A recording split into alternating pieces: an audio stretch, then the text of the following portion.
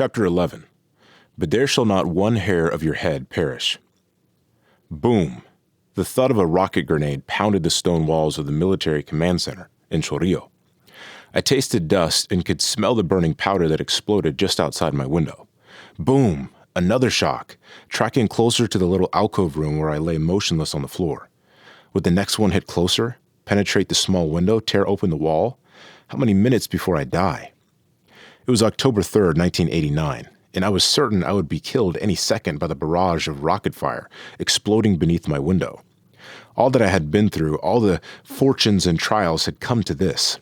I lay prone on the floor of a small room in my office in command headquarters, wondering what death would be like. I got to my knees long enough to pray. Dear God, if I die here, thy will be done. Rockets shook the room. Between thoughts of death, I searched for a way out, summoning my reserves of discipline and power of reasoning. You are a soldier, I kept telling myself, fighting my emotions. Analyze the situation.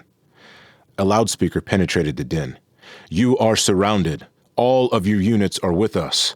Urraca, presente. Machos del Monte, presente. Battalion 2000, presente. You must surrender. There is no escape. I was listening to voices telling me to surrender, punctuating the explosions and weapons fire. I winced with the concussion of each blast, wondering whether I could still think, still complete the next thought before the end came. The window pane is all that separates you from the street and the grenades. It's just a matter of time. These guys are coming in. The attack is too strong, too close. No, you're a soldier and you are fighting. Think, man, think.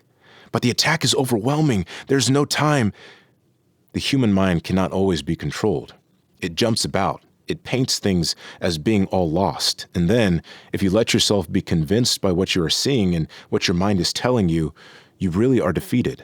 Flashes of the previous few days went through my mind as I tried to figure out who was behind what was happening.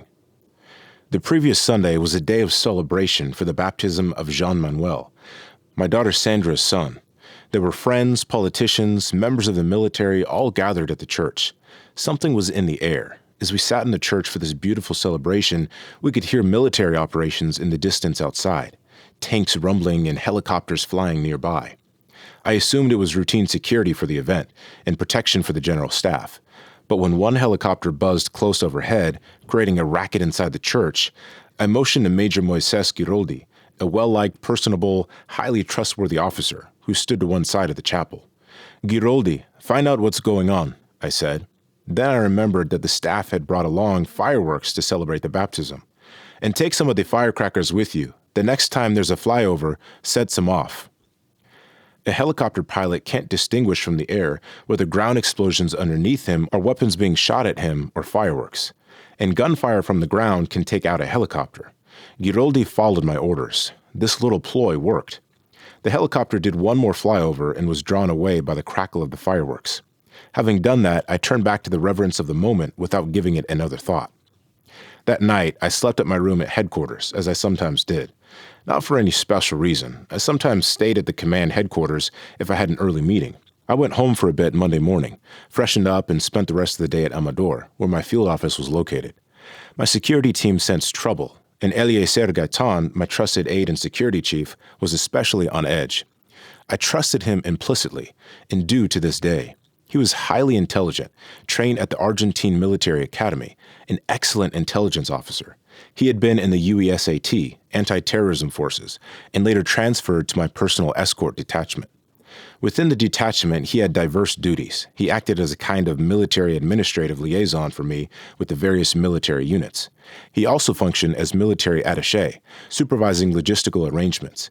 He had been trained by the Argentine military attaché Colonel Mohammed Senkeldin to prepare for military instruction at our planned Institute of Military Studies. Gaitan was born in my home province of Chiriquí. He came from a line of Panamanian military officers, people with a good tradition, a good family. Eliezer Gaitan had a great future ahead of him, a professional career cut short by the U.S. invasion. Gaitan's versatility became a liability for him. I began to depend on his expertise and gave him power that went beyond the chain of command. His direct superiors saw him as a threat because of his capacity and because of the confidence I had in his performance. He was often badmouthed by his superiors because of his brusque style and the ability he had to walk up to a man of higher rank with the cachet of authority. Among his other skills, he was a fine investigator, and so it was that prior to the October coup, he was highly suspicious. Giroldi's name kept coming up in conversations, connected to dark rumors about troop movements and protests. Gaetan could be tough and direct. He went straight to Giroldi, who, as a major, was a much higher-ranking officer than this young, brash captain, that very Sunday. "What's going on, Giroldi?" he said. "I hope there's no funny stuff going on. Let's not play games," he warned. I arrived at headquarters early Tuesday morning, varying my schedule and route as I always did, for standard security reasons. My bodyguard, Ivan Castillo, had also arrived. At around 8:30 a.m., my personal physician, Dr. Martin Sosa, was in the process of doing a routine medical checkup, and I remember vividly that he had strapped a blood pressure sleeve around my arm and was taking a reading on the mercury. He started hearing indistinct explosions in the distance. Sosa laughed as he watched my pressure go up on the gauge.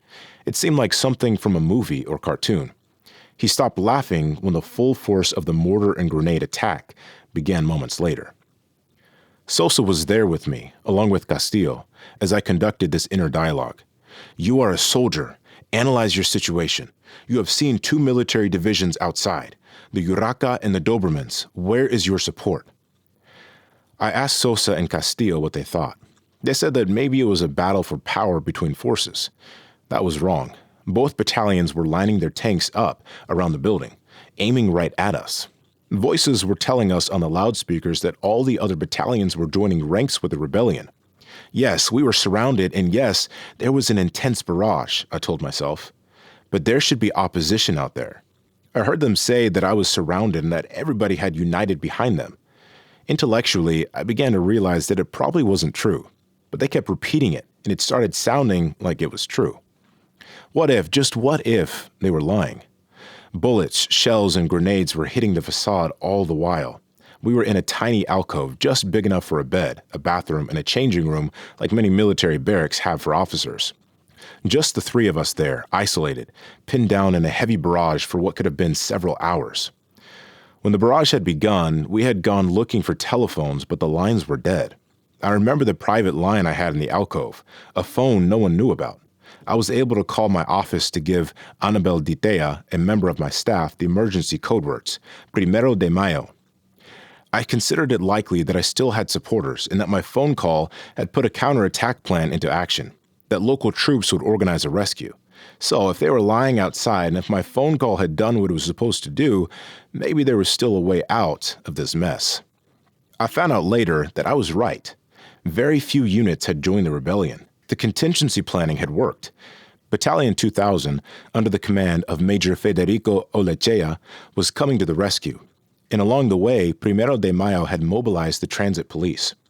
The Machos del Monte regiment, based in Rio Hato, an hour away, also got the call to come into Panama City to help repulse the attack. The main force of the regiment flew into Patatilla Airport and was now close to the center of action. All of them evaded the Americans, whose waffling support for the coup helped us regain control. One of our best strokes of fortune came as a result of action by Marcela Tasson. She was on her way to work when she came upon the whole thing in progress. Her son was a member of the anti-terrorism forces. She tracked him down and went out with him on his motorcycle to round up supporters. They found Porfirio Caballero, who was our chief demolition specialist. Caballero piled some rocket grenades in his car and headed for the high-rise apartment buildings overlooking headquarters. Soon, he had a commanding view of the rebellion, and he and several people he had rounded up started launching rocket grenades at the rebels below. The rebels, in turn, seeing rocket fire from behind them as they attacked my position, figured that my supporters had been able to mount an air response. Peeking out the window, I saw one rocket hit an adjacent building, which caught fire, but I had no idea what was going on. I know it got some of their men. An ambulance came in to take out some wounded. Suddenly, there was absolute silence. Next, I heard the sound of scuffling inside the perimeter of headquarters.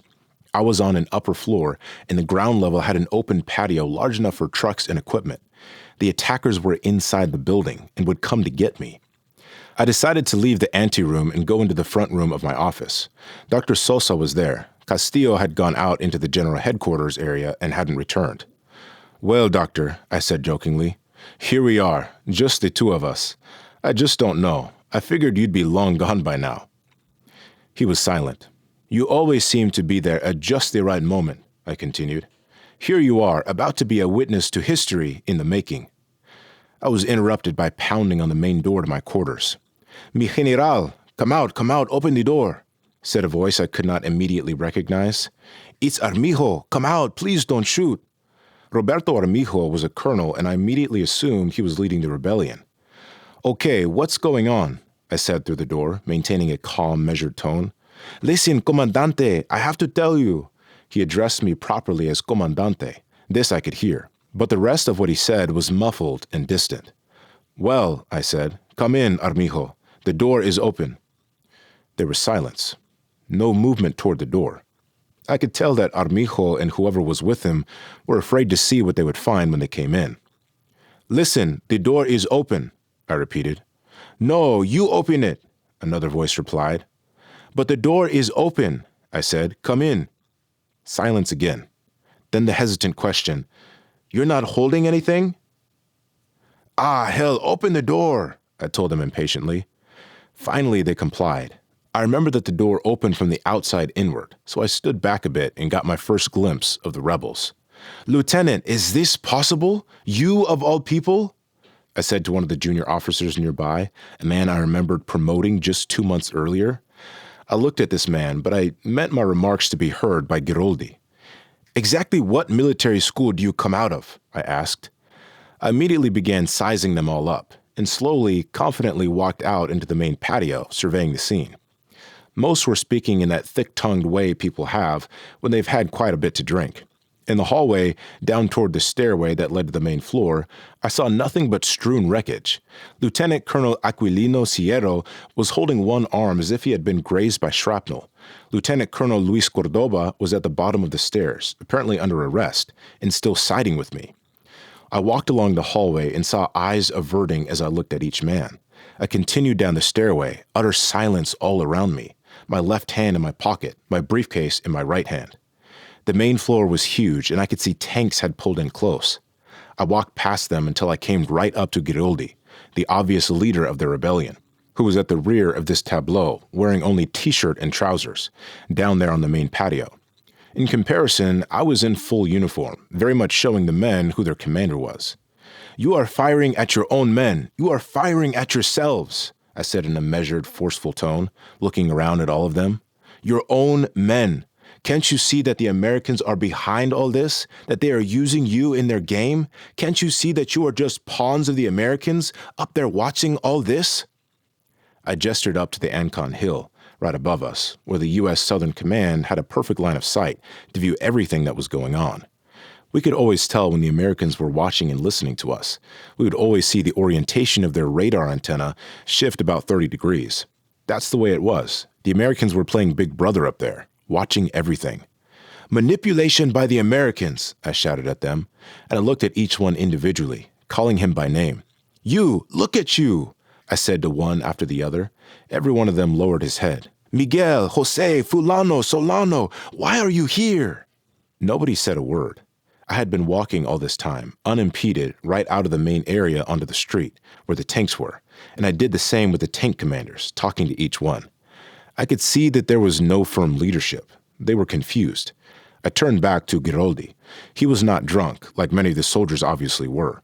He stood there, firm but nervous. He seemed very pallid, and his twitch was acting up, curling his lip involuntarily. "Comandante, you must understand. They are blaming you for what is happening to us these days. I'm very concerned about you. Be an example for us. Show them, because without you, the men cannot function, and this country can go no place."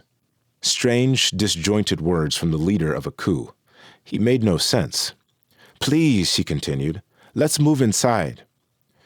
We went to an area where the other rebel officers had isolated a group of my closest men, including about a dozen members of my escort unit, forcing them to the ground, face down on the floor. Among them was Castillo, who had been quickly arrested by the rebels when he left my office in search of an escape route. I saw Gaetan there, lying on the floor.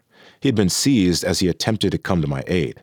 Rodolfo Castrillon wanted to use his helicopter to help me, but it was captured as well. I remembered the fear in the eyes of the rebels. None of them could directly return my gaze. No one touched me or changed his polite deferential tone when addressing me. It gave me a measure of my position and my chances. Far from the sense of being lost, on the verge of death, I now slowly was able to dominate and exert my authority. I started to retake command. I could feel the tide turning, the power of the situation returning to my side. I looked around and gestured to the men before me. Okay, fine, let's negotiate. What is it that you want? Giroldi stammered and said nothing. He wanted to confer in private with Sierro and Armijo, following the chain of command, even though these superior officers were at the moment his prisoners. They pulled aside and argued a bit, out of earshot. Armijo finally came over, delivering Giroldi's message. Everyone who has completed his term of duty should retire, Armijo said. Agreed, I said, knowing they expected me to argue since I was on the list of people soon to retire. What else? They just looked at me, then walked off and started arguing among themselves. The more talk, the more obvious it became that they were not in as strong a military position as they let on. My own units were still free outside the perimeter. The rebels were behaving wantonly. They had begun taunting their captives. My men lying on the ground. In particular, Gaitan was having trouble. He had been captured outside, was dragged in, and was periodically being kicked in the ribs. Javier Licona, a captain in the cavalry, had a special hatred for Gaitan. You, Gaitan, you were a big man last night, warning us not to try anything. Licona dragged Gaitan in front of everyone, threw him to the ground, and was going to murder him right there.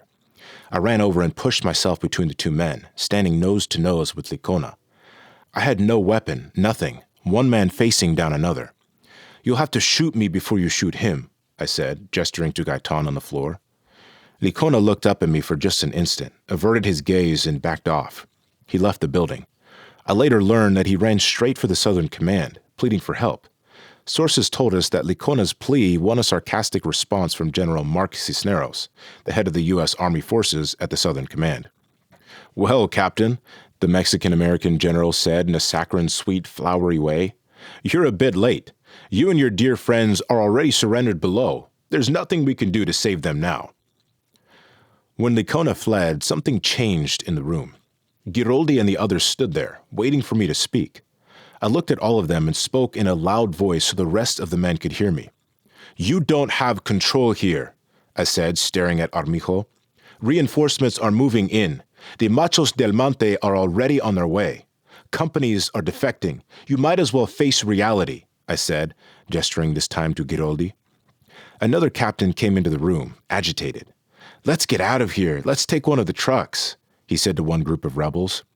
They started to force members of the general staff onto a nearby troop transport, among them Sierro, Miguel, Aleman, Daniel Delgado, Carlos Arosemana, Moises Correa, Theodore Alexander, Rafael Sedeno, and the rest of the general staff. I found out later that this abortive act was part of the plan to imprison most of my senior staff, the majors and colonels, and then to deliver Lieutenant Colonel Luis Cordoba and me separately to General Mark Cisneros at the U.S. Army Command. I had to act quickly. I moved ahead of them and began giving orders. Nobody's leaving here. Get out of those trucks now. Get down from there, I shouted, pushing them.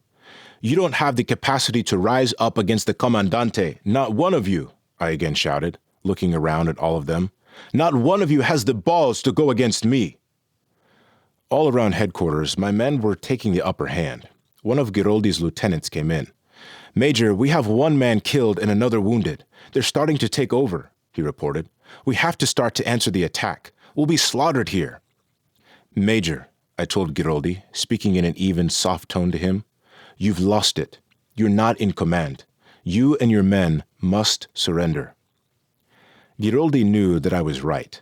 Perhaps he could handle his own unit, but he didn't have charge of the men around us. Everyone was wavering. Soon, I had more men on the floor of the headquarters than the rebels did. Marcela's ploy with the rockets and the code transmitter to Mrs. Ditea had worked. The rebels were defecting in the face of what they thought was a massive air counterattack. They were absolutely distraught. Eventually, Giroldi called me back into the side room where he and the other rebels had been. Okay, he said. Let me go. I don't know where to go, but just let me go. I looked at him and remembered feeling a mixture of pity and disgust. "Man, just get out of here," I said, waving him away. Within minutes, however, he was under arrest, seized by some of my now victorious men, who had gotten up from the floor and were dusting themselves off. The tables had turned. The rebels fled, or pretended they had never been rebels at all. They sought out friends and begged forgiveness, but my men raged with fury, having felt themselves at the brink of death. The adrenaline was flowing. They saw Giroldi trying to leave, and despite his protest that I had dismissed him, dragged him back before me. "Comandante, this man cannot go," they said. "He must pay." Giroldi was unlucky. His presence had become an issue, and my options were limited. "Comandante, please, let me go back to my wife. She's waiting for me," Giroldi begged. "Giroldi," I said to him, "you didn't act alone in all of this, did you? I want you to tell me the truth. Tell me all about it." I went walking off with him, not far from the others. Moise Giroldi had been a fine soldier, the man least expected to participate in a coup. In fact, he had been instrumental in putting down the 1988 coup attempt by Macias, Vialas and company. He also had shown great loyalty and personal warmth toward me. He was pleasant. He didn't speak excessively, and when he did, it was with precision, very slowly. He had been close to me for some time. Not only had I been the best man at his wedding, no more than about a month earlier, but my wife was instrumental in scheduling the ceremony. Giroldi and his bride, Adela Bonilla, had been living together for some time. Giroldi was the kind of officer who enjoyed camaraderie. Anytime he showed up at headquarters, he made it a point to come over and visit with me and shoot the breeze. The talk was not personal, but about military matters. I considered my relationship with Giroldi a relaxed, cordial, respectful association. It was difficult to think that he was now the leader of a coup against me, especially with the deference he continued to show. He was obviously nervous and on some form of medication, which caused his eyes to blink uncontrollably. But he dealt with me properly throughout the coup attempt and never threatened me personally during this entire uprising, even though some people claim that was the case. He never held a machine gun to my face, nothing of the kind. And unlike some versions, I never held a weapon on him or anyone else there. All around us, there were drunken soldiers, some drunker than others. Not Giroldi. He was respectful and never carried a weapon during the uprising. A doctor had been treating Giroldi for hypertension, I had been told, but he was taking amphetamines against all medical advice. His face was reddened and he was agitated, more frightened than one might expect a soldier like him to behave. All of this was even more confounding, considering my relationship with the man. During my brief talk with Giroldi that day, one thing became clear. A sizable conspiracy had been mounted, largely through the efforts of the Americans. Giroldi was only the most visible protagonist in that conspiracy. As I began to realize how deeply this could go, I wanted to use Giroldi's information to root out the conspirators. But after speaking for only a short time, there was an interruption. "Comandante," called one of my men, staring hard at Giroldi as we talked. "You're needed over here." Inevitably, there were charges that I killed Giroldi, but it was not so. Neither did I order his death. I had every reason to keep him alive. Even though we had been in an extremely tense situation in which the rebels had launched this massive assault against us for hours, it was not our practice to murder our fellow Panamanians. Throughout history, the penalty for such rebellion was exile, not death. When I left the Comandancia that day, it was with the knowledge that everyone had their respective responsibilities. The investigations included an inventory of personnel and equipment, who and what was missing. It was all programmed and it was not for me to do. The chain of command meant that I would receive and review a report from each unit. I asked for an idea of how many men were wounded, how many in the hospital, and then I let everyone get to their own work. It started to rain and I began walking, trying to get away from the general vicinity of headquarters. Mentally, I had already recovered and was thinking about the political side of things. I had won a battle and I saw that the chain of command was operating. I had extricated myself from the portals of death itself. Headquarters was secured and my command of the situation was complete. I returned to my office at Fort Amador, and my staff arranged my schedule so I would have maximum visibility and people would know that I was well and firmly in command. My first stop was a political rally in Santiago de Veraguas. My supporters were on the street and there were cheers and applause. By nightfall, all the world was talking about what had happened, reconstructing and often fabricating what had taken place. After Giroldi's death, his wife was provided with U.S.-paid lodging at the Chateau Bleu Hotel in Coral Gables, Florida. American diplomats encouraged U.S. newspapers to meet with her. She told interviewers that her husband had said that they might have to kill me in the course of the coup. Not as an actual assassination, but rather an attack on the headquarters by Panamanians, spurred on by the Americans, in which the United States could innocently watch the news footage of my body being carried out of headquarters. I blame the North Americans for my husband's death. They only had to show off their power and equipment, and his coup would have worked. There would not have been a confrontation. No Panamanians are so stupid as to confront the North Americans. Following the U.S. invasion, there were a series of trials in Panama, airing the deaths of Giroldi and the other rebels. I was tried in absentia, no surprise, since all of my opponents were in power. The Americans had failed to accomplish their goal, eliminating me, coaxing an assassination from within. The United States realized that it had not found the means to get rid of me. The political violence had failed, the economic sanctions had failed, the military option had failed. The option of having the government in exile authorize Eduardo Herrera to come back with a team of insurgents had failed. All of these options, conceived and paid for by the U.S. government establishment with American tax dollars, had failed. Now they knew that they would have to take matters into their own hands. They prepared for invasion, but made one more attempt at negotiations. Within a day of the coup, Michael Kozak contacted my American lawyer, Frank Rubino, asking for another meeting. The problem was that I still could not accept being bought off by the Americans. When that message became clear, one final time, the invasion was the only option left to them. In mid-December, I was declared head of state because the situation had brought us to what amounted to a war footing. We were living in a state of war, with constant provocation by the Americans, constant threats, and this was an emergency measure, a wartime measure. This is what I repeated on December 15, 1989. My words were twisted by the Bush administration, which was looking for as much justification as it could find to invade Panama. I said that a state of war existed because we were under siege, but it was not a declaration of war. The speech was seized upon by the United States, which made the absurd claim that I was declaring war. It's the same with the other image of me from that time, my appearance at a meeting of Latin American historians, during which I was given the machete used by soldiers fighting for independence with Simón Bolívar in Ayacucho, Peru, in the 1800s. This Anficto Nico Congress in August 1988 was attended by delegates from all the countries touched by Bolívar's March of Independence. The machete is the symbol of the men who fought to liberate the Americas from Spanish domination. In Panama, it is the symbol of the campesino, of the campesino's right to work, and of his work in the jungle. I raised it high as a proud symbol of Latin American and Panamanian independence.